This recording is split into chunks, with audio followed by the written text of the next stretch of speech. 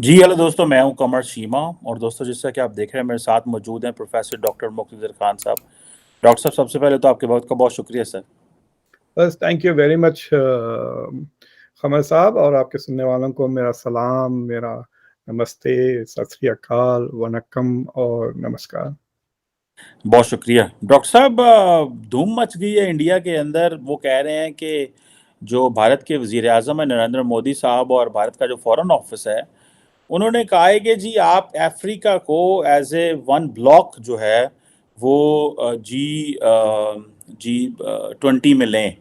और ये बेसिकली जो ग्लोबल साउथ का इंडिया रेटरिक रखता है, ये उस रेटरिक को बेसिकली सपोर्ट करने के लिए है। सो आपको क्या लगता है, what do you make of this? क्या बाकी ममालिक भी इसमें पार्टिसिपेट करेंगे? कि बाकी ममालिक ने अपने बायलैटरल, बहुत सारे ममालिक ने इंक्लूडिंग टर्की ने जो है वो जैसे Turkey Africa, China Africa, US Africa, जो है वो रिलेशंस, वो एक प्रेटिस से डेवलप किया हुआ है। कैसे देखते हैं आप इस इनिशिएटिव को? आपको पता है खमर साहब, यहाँ पे अमेरिका में एक जोक है कि एल गोर इन्वेंटेड द इंटरनेट। आपने सुना होगा ये, अगर आपने नहीं सुना तो इसको गूगल करें। इस पे बहुत मतलब एल गोर की काफ़ी ली है पब्लिक ने, बहुत जो नाइट शोज होते हैं उन्होंने, कॉमेडियन ने बहुत मजाक उड़ाया, क्योंकि उसने गलती से कह दिया था कि वो कहना चाह रहा था कि मैं कुछ कमेटी का इंचार्ज था। Internet was invented in the 1970s bye US defence, और कई साल तक वो यूएस डिफेंस में ही इस्तेमाल किया गया। फिर बाद में 1990s में, वो अर्ली 90s में वो पब्लिक में आया हो। तो जब भी मजाक उड़ाना है तो थे अल गोर इन्वेंटेड द इंटरनेट। तो मुझे लगता है कि अब तीसरे चौथे दिन हेडलाइंस आएंगे इंडिया में कि prime minister Narendra Modi invents fire, invents the wheel, इस तरह की बातें आने लगेंगी। देखिए, first of all, African union के जो प्रेसिडेंट है वो तकरीबन 10-12 साल से अटेंड कर रहे हैं G20 रेगुलरली, एवरी ईयर। और वो बेचारा कोशिश कर रहा है कि बार बार के अफ्रीकन यूनियन को इंक्लूड किया जाए इन G20 फॉर्मली, क्योंकि यूरोप के तकरीबन 4-5 मुल्क हैं और फिर यूरोपियन यूनियन है on top of that, right. Double entry है, जैसे कि फ्रांस, जर्मनी, बरतानिया वगैरह के लिए this is like a double entry in the thing. They are represented through EU। Africa से सिर्फ एक ही साउथ अफ्रीका है, एक ही मुल्क है G20 में। तो दे आर सेइंग कि जो G20, देखिए, G20 was a group. G20 कोई इदारा नहीं है, it's not an institution, just a forum. और ये forum was created to deal with economic crisis जो 1999 में आई थी। तो बड़े मुल्क, यानी 20 मुल्क, जो 20 इकोनॉमीज जो हैं global, who control maybe 70-80% of the global GDP, ये इकोनॉमिक पॉलिसीज ताकि ग्लोबल इकोनॉमी को स्टेबलाइज कर सके। That is the goal, fundamental goal वही है G20 का। तो इट डजेंट मैटर के छोटे इकोनॉमीज उसमें इन्वॉल्व हो या ना हो, because they are trying to just stabilise the economy. लेकिन छोटे इकोनॉमीज ये कहते हैं कि जो रूल्स बन जाते हैं वहां पे, जो नॉर्म्स जनरेट हो जाते हैं G20, then the rest of the world has to live with it. तो ये प्रोसेस हो जाता है अनडेमोक्रेटिक। तो फॉर एग्जांपल के ना मतलब गाना का उसमें ना से है, ना नाइजीरिया का से है, ना ट्यूनीशिया का से, but they have to follow the rules that G20 might create. तो एक अनडेमोक्रेटिक हो जाता है, एक रिप्रेजेंटेशन होना चाहिए। तो पिछले बार बाली में जो इंडोनेशिया के प्रेसिडेंट थे, उन्होंने पब्लिकली कॉल किया to give African Union a permanent membership in G20। तो फ्रांस ने इमीडिएटली उसको सपोर्ट किया, in saying this is a good idea. लेकिन मुझे लगता है कि जो जो डिक्लेरेशन था, द फाइनल स्टेटमेंट जो आया, आपको पता है वहां पर शी जिनपिंग भी थे, जो बाइडेन भी थे, और लावरोव भी थे। तो काफी टेंशन था यूक्रेन की जंग को लेकर, राइट। सो कहते हैं कि इंडोनेशिया की प्रेसिडेंट की डिप्लोमेटिक स्किल्स की दाद देना चाहिए that he was able to get a communique out. तो तो उस कम्युनिके में ये जिक्र नहीं था अफ्रीकन यूनियन को इंक्लूड करने का। हालांकि देवर पब्लिक, मतलब खुद इंडोनेशिया के प्रेसिडेंट को, chairman of the G20 summit, he called for it, the French Macron supported it, लेकिन कुछ नहीं हुआ।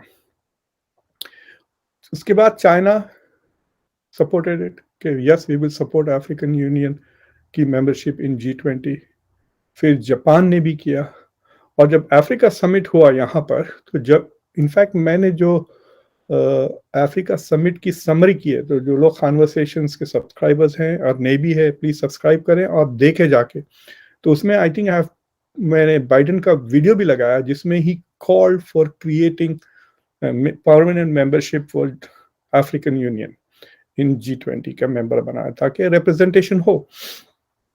अब नरेंद्र मोदी साहब ने बेसिकली एक लेटर लिखा है G20 मेंबर्स को से कि इस बार इस कॉन्फ्रेंस में उसको मेंबरशिप दे दी जाए। So it is not as if anything big, मतलब इट्स नॉट कि ये प्रपोजल नहीं था, ये मोमेंटम नहीं था। Already China, Japan, France and America have called for it and supported it.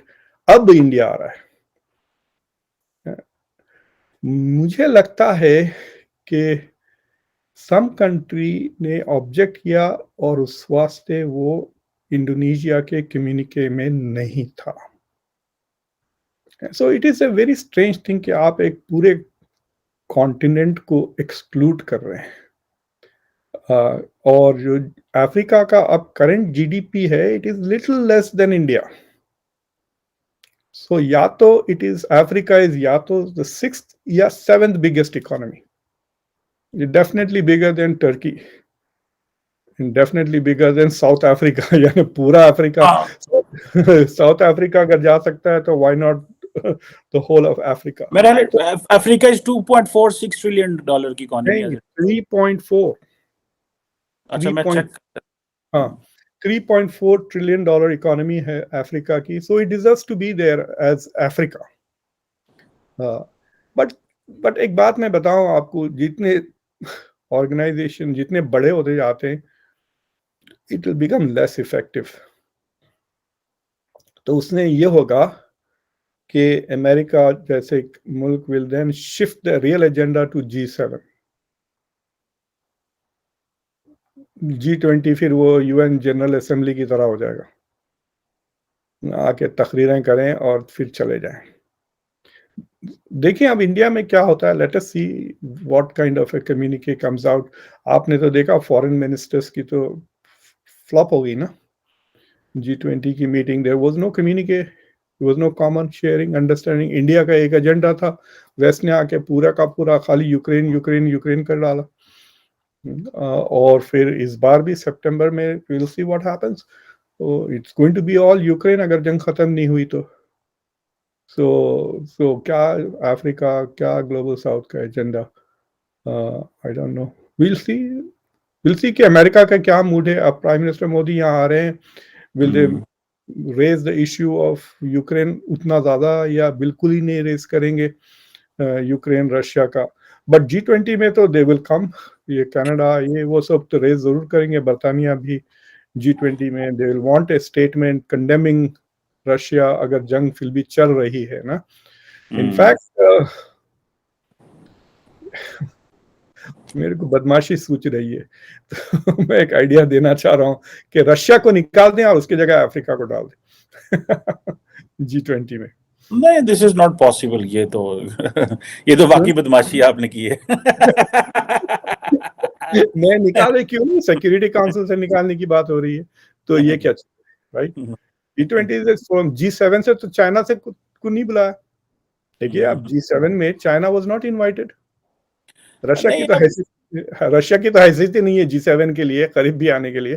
But China was not invited to Hiroshima for the G7 summit, the second biggest मेरा economy. ख्याल है कि ये द मोर जैसे जैसे China जैसे बड़े मुल्कों को अगर आप इनवाइट नहीं भी करते तो क्या फर्क पड़ता है चाइना को। उसकी वजह ये कि उसकी रेलेवेंस तो मेंटेन्ड है, उससे तो ज्यादा बायसनेस नजर आ रही है।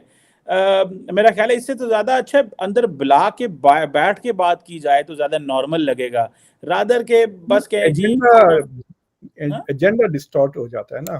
हमारे साहब, एजेंडा इट्स लाइक सेइंग कि हमको क्रिकेट के बारे में बात करना है, चलो क्रिकेटर्स को लेकर आए, फिर एक हॉकी के प्लेयर को लेकर आए तो वो अलग ही टॉपिक हो जाएगा, फिर देन कुछ तो फाइनल ऑब्वियसली ये तो फिर डिसीजंस। दो दुनिया जो है वो क्रिएट हो रही है। एनी हो, एक इम्पॉर्टेंट आर्टिकल डॉक्टर साहब आया था फॉरेन अफेयर्स में, डैनियल जी मर्की ने कल लिखा है। जी। उन्होंने कहा है कि अमेरिका को, आपको पता है थोड़ा अर्सा पहले फॉरेन अफेयर्स में और बाकी आर्टिकल्स आ रहे थे इंडिया के हवाले से, एशले टेलिस की बात कर रहे हैं, हाँ। एलिशले टेलिस ने लिखा। अभी ये जो आर्टिकल आया उन्होंने, बड़ा इंटरेस्टिंग आर्टिकल है, उसने कहा है कि इंडिया को जो है वो वेस्ट को शेयर्ड वैल्यूज के लेंस से नहीं देखना चाहिए, उसको शेयर्ड इंटरेस्ट के लेंस से देखें।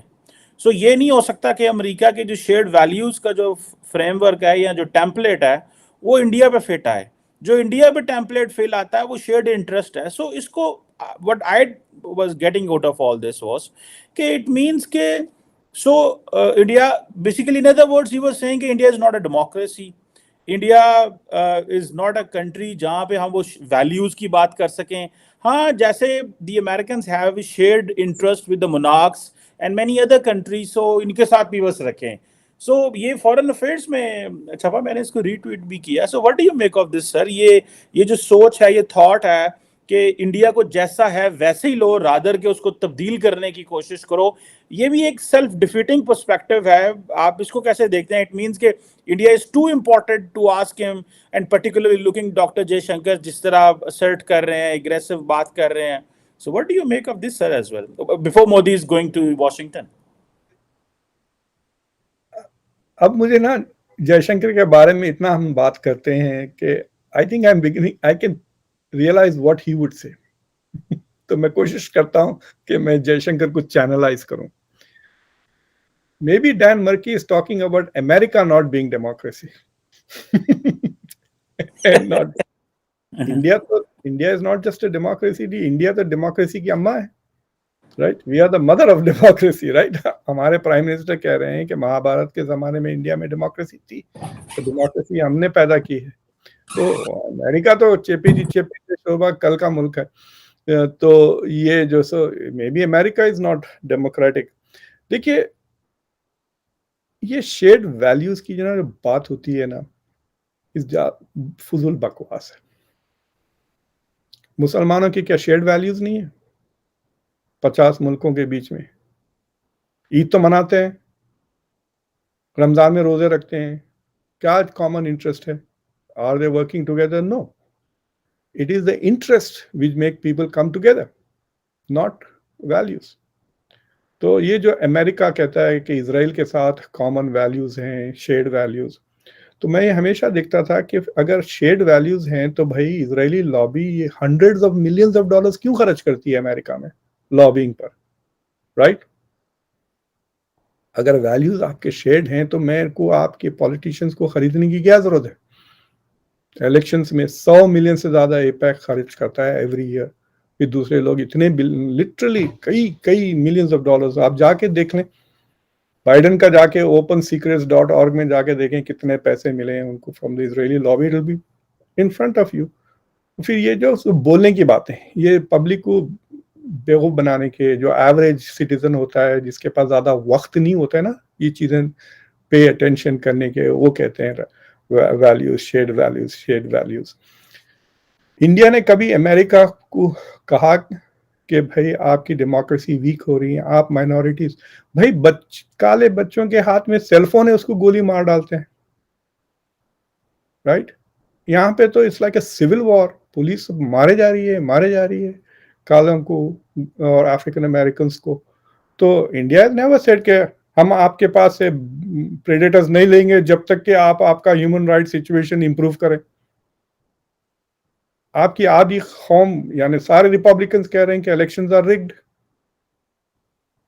Why doesn't India send an, in fact India को चाहिए कि नेक्स्ट टाइम इलेक्शन में ना इलेक्शन ऑब्जर्वर्स भेजना चाहिए इंडिया से, ताकि देखें कि अमेरिका में इलेक्शंस ठीक ठाक होते हैं या ना होते हैं। आपको पता है वोटर सप्रेशन इतना जबरदस्त तरीके से होता है यहाँ पे, सिस्टमैटिकली ऑर्गेनाइज। जो गरीब और माइनॉरिटीज हैं, ब्लैक्स एंड हिस्पैनिक्स, उनके लिए वोट देना इतना मुश्किल कर देते हैं, छुट्टी भी नहीं होती है। पता है नेशनल इलेक्शन के दिन छुट्टी नहीं है अमेरिका में। तो जो वेज अर्निंग लेबर है, अगर आपको 2 घंटे लाइन में खड़े रहना है, फिर इलेक्शन के लिए जाना है, तो 3-4 घंटे की आपकी तनख्वाह कम कट हो जाती। And many people are living hand to mouth ना, वो तो it's an well known fact. So this talk of shared values is just a common thing, but it's a rhetorical thing. shared values होते तो बात सही है, dictators के साथ इतने ताल्लुकात, मोनार्कीज के साथ ताल्लुकात, सऊदी अरेबिया के साथ क्या शेयर्ड वैल्यूज है अमेरिका के, इतने सालों से दोस्ती है, 1935 से, 35-39 से. So I think he is just making a realist argument. ये बात है कि कीन इंटरेस्ट बहुत ज्यादा अलाइन हो गए ना, चाइना को लेकर, डिफेंस टेक्नोलॉजी को लेकर, इकोनॉमी को लेकर. और ये बोलने के लिए आइसिंग ऑन द केक है, समझे आप. खाना खाने के बाद वो पेपरमिंट नहीं देते साथ में, साइड में. So shared values, that is what it is, वो peppermint. But otherwise the real लेकिन अभी मीन. आपने थोड़ी देर पहले कॉमन एजेंडा की बात की, G7 में एजेंडे से हिट जाते हैं, तो वो जी एजेंडे में क्या होता है डॉक्टर साहब? शेयर्ड वैल्यूज ही तो हैं, तो फिर ये क्या बात हुई कि एक तरफ आप ये कहें कि जो G7 में शेयर्ड वैल्यूज हैं, अगर चाइना को लेंगे तो एजेंडा लेंगे, मतलब ये क्या मतलब है? G7 जो कहते हैं, they say this is developed economy. G7 is the west. G7 is the west. आप देख लें, उसमें कोई जापान के अलावा और कोई नॉन वेस्टर्न कंट्रीज नहीं है. जापान तो अपने आप को, अमेरिका में एक वो है, क्या कहते हैं, जो अफ्रीकन अमेरिकन थे, जिनके एक आध पेरेंट अगर गोरा होता ना, स्लेव्स जो पैदा हुए थे प्लांटेशन में, तो बाद इतने गोरे पैदा होते थे स्किन से कि यू वुड नॉट नो कि वो अफ्रीकन अमेरिकन है. ऐसे मेरे एक दो दोस्त भी हैं, इतने वाइट हैं, आंखें उनकी हरी हैं, ब्लू हैं, but they are African American, not white, they look white. तो वो लोग वाइट प्रिटेंड करके वो सोसाइटी में सारी जिंदगी उस तरह गुजार दिए. पकड़े जब जाते हैं, वो शादी करके अगर बच्चे पैदा करते हैं, तो तब पता चल जाता. So that's when they usually got caught and they would avoid having children. तो ऐसे इट्स कॉल्ड पासिंग. बोल क्या, इसको गूगल करें, सुनने वालों से कहिए पासिंग एज वाइट. तो इट्स अ बिग इश्यू. तो Japan is like passing as west. वो लाइक ऑनररी वेस्टर्न मुल्क बना हुआ है. But otherwise G7 is basically, Italy की वहां मौजूदगी क्या इंपॉर्टेंस है इटली की ग्लोबल जियोपॉलिटिक्स में? इट इज जस्ट के वेस्टर्न इंटरेस्ट को वो प्रोटेक्ट करते हैं, और कोड वर्ड डेमोक्रेसी इस्तेमाल किया हुआ है ना. समझे ना. बिल्कुल. अब इनको शर्म आती है कहने के लिए. अगर आप जाके यूरोपियन यूनियन की फाउंडेशनल लिटरेचर्स पढ़े, तो have used phrases like the Christian fortress. आपको पता है जब बॉस्निया का जब जेनोसाइड चल रहा था, तो जॉन मेजर्स ने कहा था कि it is going to be very difficult to have a Muslim state in the heart of Christian Europe. तो अब उनको, क्योंकि उनके सोसाइटीज में सेक्युलर लोग हैं, एथीस्ट लोग हैं, दूसरे माइनॉरिटीज हैं, तो अच्छा नहीं लगता टू से वी आर क्रिश्चियन और वी आर जुडे क्रिश्चियन. तो उसके लिए ये कोड वर्ड्स बना लिए, democracy. When they say democracy, sometimes they do not mean democracy, they mean the west. तो डॉक्टर साहब ये बताइएगा कि अभी एंटनी ब्लिंकन साहब की मुलाकात हुई है चाइनीज फॉरेन मिनिस्टर की बैंक से. किंग कैसे कहते, किंग शिंगोंग. जी हाँ जी, किंग गैंग ही कहेंगे. तो what do you make of that? 5 साल बाद मिले हैं, पहले मुलाकात होनी थी लेकिन वो बलून आ गए बीच में. तो वो पहले तो ये बात मैं देख रहा था, कई रिपोर्टर्स का first high level diplomatic meeting. जो रिपोर्टर्स की जो क्वालिटी है ना, इतनी घटिया हो गई है. आपको पता है बाली में जी जिनपिंग और जो बाइडेन की 3.5 घंटे की मीटिंग हुई थी. वो तो लास्ट ईयर ही थी ना. फिर ये क्या कह रहे हैं कि 5 साल के बाद मीटिंग ये हुई. So I don't know what the big deal is, इतनी लंबी मीटिंग. लेकिन जो मसाइल बाइडेन और शी जिनपिंग की मीटिंग के बावजूद हल नहीं हो सके, वो ब्लिंकन की मीटिंग के साथ हो जाएंगे. नहीं होंगे। एक इंटरेस्टिंग साइड स्टोरी ये है कि 2 दिन पहले बिल गेट्स गए थे वहां और जी जिनपिंग से मुलाकात की। अब सवाल ये उठता है, जी जिनपिंग ब्लिंकन से मिलेंगे या नहीं मिलेंगे? So suddenly it will look as if you're meeting businessmen from America, but not the Secretary of State from America. So it'll तो बाज लोग ऐसा इंटरप्रेट कर रहे हैं कि अगर Xi Jinping does not meet Blinken then it is a slap in the face कह रहे हैं। ये मेरे अल्फाज नहीं है। अगर बिल गेट्स नहीं जाते ना और जी जिनपिंग ब्लिंकन से नहीं मिलते, it would not be a big issue. बल्कि वो एलन मस्क भी तो मिले हैं। हाँ, आई बट थिंक एलन मस्क भी मिला एलॉन था। मस्क, हाँ वो भी गया था ना। दे आर सेइंग के वेयर इज एलॉन मस्क का तो खैर I don't remember, but but the thing is के बिल गेट्स से तो 2 दिन पहले मुलाकात हुई है। इट सीम्स के 5.5 घंटे की मीटिंग थी, काफी इंटेंस है। फिर डिनर भी हो रहा होगा या हो गया ऑलरेडी। वर्किंग डिनर है, so they are talking over dinner too. और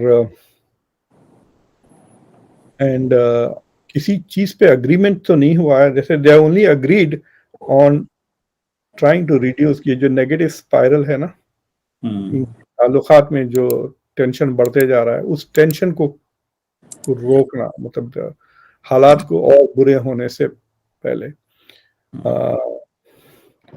तो that is the issue. Will देखेंगे, रीड आउट में पता चलेगा। फिर ये बेकार से वो वैल्यूज की बात आ रही है। I told them that we stand firmly for opening. ये जो ओपन सीज ना, Indo Pacific open open open कहता है, किस लिए ओपन रख रहा है US Indo Pacific open? Trade के लिए ना। सबसे ज्यादा जो ट्रेड होता है इंडो पैसिफिक में किसका होता है? चाइना। सबसे सबसे ज्यादा जो ट्रेड वॉल्यूम है through the Indo Pacific, it is China's trade volume. Why will China shut down its own trade routes? मुझे समझ में नहीं आती है logic that we are there to keep the trade routes open. It is in China's interest to keep the trade routes open, right? तो ये logic ही, ये justification that we want to keep trade routes open, trade routes open, I don't understand who is threatening to close down the trade routes. So, I think the US the United States needs to have a very serious internal discussion about its China policy. कि इससे पहले कि हम हिमाकती करके फिर cold war like situation, and cold war like situation में ना ये बात, China is not the Soviet union. उस जमाने में मैं आपको मिसाल देता हूँ, 1955 में या 50, यूएस 46-47 में had a monopoly on nuclear weapons. Soviet union के पास अभी नहीं आए थे। The United States in 1950 was 50% of the global GDP. 1970s 1980s में भी यूएस 30-40% से ज्यादा था जीडीपी। उस पे आप यूरोप को ऐड कर ले, नेटो। सो द वेस्ट यानी Europe, north America, US, Japan, कुछ 60-70 करीब % ऑफ द ग्लोबल जीडीपी हुआ करते थे। सोवियत यूनियन कभी 12-15% से ज्यादा था ही नहीं ग्लोबल जीडीपी। तो डिस्पैरिटी देख लीजिए आप, 70 वर्सेस 15, कोई कंपटीशन ही नहीं था वेस्ट वर्सेस सोवियत यूनियन। इन्होंने चढ़ा चढ़ा के वेस्ट को डरा के अपनी पब्लिक को जो है so they pushed all kinds of agendas including NATO expansion. लेकिन अब वैसा गैप फर्क नहीं है। अगर आप ले लें वेस्ट को टुडे, पूरा यूरोपियन यूनियन और यूएस मिलके कुछ 40 ट्रिलियन डॉलर है, और China is about 17-18 trillion dollar, यानी इट्स जस्ट डबल। समझ रहे ना? It is not like the big gap जो सोवियत यूनियन और वेस्ट में था, वैसा नहीं है, गैप इतना है। So it's not going to be that easy, ये कह रहा हूं मैं। प्लस साइज बहुत ज्यादा है। सोवियत यूनियन की उतनी क्या पॉपुलेशन थी? कुछ भी नहीं थी in terms of it. China's population is equal to the entire West put together. So it's not going to be an easy enemy to deal with, or which America का जो share of the global economy is declining, America के तरफ से हटते जा रहे हैं उसके फॉर्मर एलाइज। देखिए सऊदी अरेबिया किधर का रुख बदल रहा है। अब Egypt wants to join BRICS. Egypt is saying I want to join BRICS to reduce my dependence on the West, hmm, and I want to, आप टर्की भी उस तरफ हटना चाह रहा है, वो एससीओ ज्वाइन करने के चक्कर में है। अब फ्रांस कह रहा है कि इट वांट्स टू ज्वाइन। देखिए फ्रांस को फॉलो करना interesting, we should do a show on France. खाली फ्रांस, मैक्रोन गए थे बीजिंग और हम्म, वहां पे इंडिया की तरह बातें करने लगे। वो he use the word strategic autonomy, याद है हम्म, मैक्रोन ने स्ट्रेटेजिक ऑटोनॉमी लफ्ज यूज किया था बीजिंग में।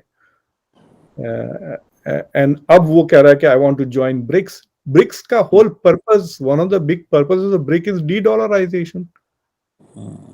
Why does France want to join de dollar? I hope कि वो फ्रांस को इंक्लूड ना करें, मतलब फिर वो गलत करेगा। तो बट so this realignments चल रहे हैं, and I think America needs to have a far more serious. Henry Kissinger बोला था कि if you treat China as your enemy, Kissinger अपने 100th birthday was also saying कि this is a wrong, ये जो अमेरिका की जो policy है towards China is wrong. I also disagree with this policy. I think ये नुकसानदेह है हमारे लिए, and I don't think India फंसना चाहिए इस चक्कर में, because वो कहते हैं ना बेगानी शादी में अब्दुल्ला दीवाना हो जाएगा। बिल्कुल सही कह रहे हैं, बिल्कुल सही कह रहे हैं। लेट्स सी क्या होता है। इंटरेस्टिंग विजिट आ रहा है वॉशिंगटन में, इसको देखते हैं, इसको फोर्सी करेंगे सर, ये बड़ा इम्पोर्टेंट। ये जो चाइना से जो अमेरिका लड़ रहा है ना, America is fighting to preserve two things, America preeminence and the current order, global order. तो मुझे ये बताएं, ये करंट ग्लोबल ऑर्डर को बचाने में इंडिया की क्या इंटरेस्ट है? इस ग्लोबल ऑर्डर ने इंडिया को दबा के रखा है। पिछले 20 साल से बातचीत हो रही है about reforming security council and including India, इन्होंने नहीं किया, right? So I don't know why would India see the current global order as something worth defending. और इसी ग्लोबल ऑर्डर ने चाइना को नंबर 2 बनाया by the way, right? 1980s में India China ऐसे थे। ऐसे ही, बिल्कुल सही। लेट्स सी क्या चाइना क्या कर सकता है और अमेरिका इसको प्रोटेक्ट करने में। बिल्कुल जैसे आपने हेनरी किसिंजर की बात की और ख़ुद भी आप कह रहे हैं कि this is not a sustainable thing, ये जो अमेरिकन पॉलिसी है फॉर चाइना। लेकिन जारी बात है कि they have so much hard power and they have so much power, they want to deal it only through that lens. दूसरी चीज ये है खबर साहब के America is not very solid at home now. जैसा 1970s में 60s में एकदम सॉलिड थी, वेरी यूनिफॉर्म होमोजेनस ज्यादा थी। अब देखें, अगर इन्होंने ट्रम्प को अगर अरेस्ट कर लिया तो I will not be surprise कि अमेरिका में भी सड़कों पे राइट्स वगैरह हो जाए। कैन यू इमेजिन उसको अरेस्ट करें और फिर इलेक्शन की लेजिटिमेसी खत्म हो जाएगी, बिकॉज दे विल से ये बाइडेन को जिताने के लिए इसको इन्होंने बेसिकली डिस्क्वालीफाई कर दिया, ट्रम्प को राहुल गांधी बना दिया जिसको तो डिस्क्वालीफाइड कर दिया ना पार्लियामेंट के बाहर। So it will be like that it is. So America is not very solid. Immigration को लेके काफी इश्यूज है, इनइक्वालिटीज इतनी बढ़ती जा रही हैं। मैं तो खुले आम क्लास में अपने स्टूडेंट्स को कहता हूँ, ये छिछोरापन छोड़ो, किताबों में जाओ और किताबों में भी ऐसे BS किस्म के मेजर्स छोड़ो, go into high tech, AI, business, finance, technology related. हालांकि मैं उन चीज़ों में नहीं हूँ, मैं सोशल साइंसेस पढ़ाता हूँ। ऐसे कि ड्रॉप दिस या माइनर या मेजर, एक एक टेक ऐसी चीज़ होना चाहिए आपकी स्पेशलाइजेशन कि आप उनकी जबान भी नहीं बात कर सके तो आपको जॉब दे सके। अगर मैं आपको खमर साहब ड्रॉप कर दिया कोरिया में, आपको कोरियन नहीं आती, क्या आपको जॉब दे सकता है? क्या like on what basis will you look for a job? अगर आप IT नेटवर्क्स कर सकते हैं, अगर उसको बोल दिए आई सेव योर डेटा, बस इसे come on I generate business. Come on. So there is that kind of thing. So I'm trying to tell my people कि अगर आप competitive ना बने knowledge base तो दो अमेरिका हो जाएंगे. एक जिसकी income per average per capita will be below 50,000 और एक which will be above 150,000. में कुछ भी नहीं रहेगा. This is the opposite of America. पहले अमेरिका था जब छोटा सा रिच पीपल थे और बहुत कम गरीब थे, बाकी के साथ बड़ा सॉलिड मिडिल क्लास था. 70s 80s 90s में अगर आप देखें, that is what made America such a powerful country. अब क्या हो रहा है, it's becoming the other way. जो पढ़ के निकल रहे हैं, technology, business, entrepreneurs making lot of money, और जो नहीं है वो बीच में सिर्फ प्रोफेसर्स रह जाएंगे हम लोग. बस जो गरीब रहेंगे, तबका रहेगा, उनके पास सोशल सिक्योरिटी भी नहीं रहेगी, वेलफेयर भी नहीं रहेगा, हेल्थ केयर भी नहीं. तो it's going to be very difficult in America. Instability रहेंगी, पॉलिटिकल क्या कहना चाहिए, अपराइजिंग टाइप चीजें भी होने लगेंगी. सो गोइंग फॉरवर्ड अगर ये कोल्ड वॉर 10 15 20 साल चलती है, so I don't think America is going to be at home so solid के वो एक लंबी cold war type conflict sustain करे. बिल्कुल सही कह रहे हैं. ये आपने सही कहा कि स्टूडेंट्स को आईए एंड टेक पढ़ना चाहिए. यही फ्यूचर है और इसी पे ही इन्वेस्ट करें अपना फ्यूचर. और बिल्कुल सही कहा कि ये जो आपने ज़ुबान वाली मिसाल भी दी कि आपके पास स्किल होनी चाहिए. Any how, thank you very much, Professor Dr. Muqtedar Khan sir. So it's always pleasure talking to you and learning from you. Everybody feels that we are in class. So thank thank you. you, thank you very much for your time, sir. Thank you. Thank you. Thank you.